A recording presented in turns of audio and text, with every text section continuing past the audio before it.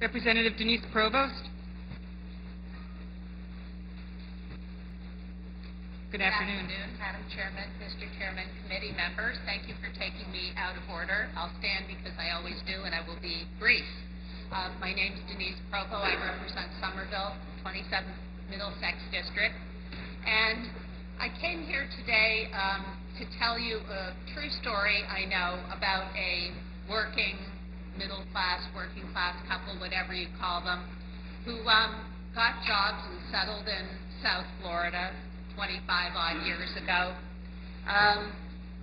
in the neighborhood of this Seminole casino.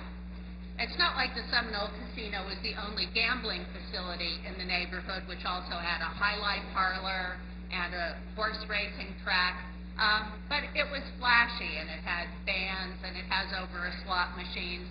It's a really interesting place. And what the wife didn't know was that her husband was developing a real affinity to this location. And even though they were both working, and in some cases both working 2 jobs or more, you know, with little sidelines, they just couldn't seem to get ahead.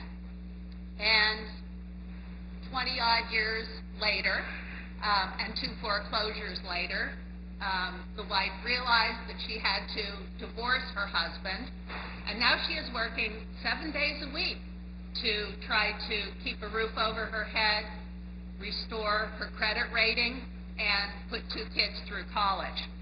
I've got some photographs that I want to show you of some of the other neighborhood amenities around this Seminole casino. We've got Casino Pawn here, and if you would like to look more closely at the photographs, I'm happy to share them. We've got Quick Cash Pawn.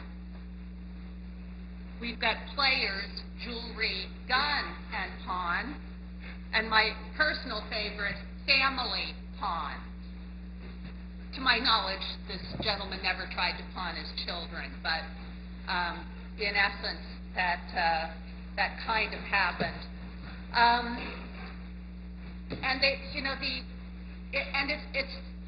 I appreciate people calling for better treatment for gambling addicts, but the problem with treating gambling addicts is it ruins the business plan of these businesses, because casinos don't get rich on people who win a little or people who lose a little. Casinos get rich on the people who lose a lot. One of the expressions I've heard is gambling to extinction or to exhaustion. People who will give up everything and then borrow more so that they can gamble more. And when you solve that problem, you make it hard for the casinos.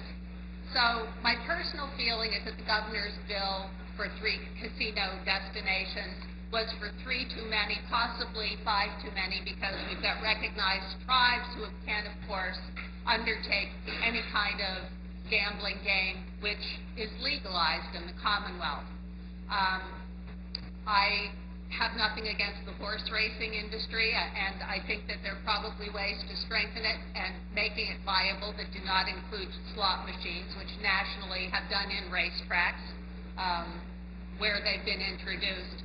But as far as introducing slot machines, which are notoriously addictive, and casino culture generally, which I was hearing the casino culture on Wall Street decried, you know, for months and months, and now we're entertaining the idea of having a casino culture here in Massachusetts.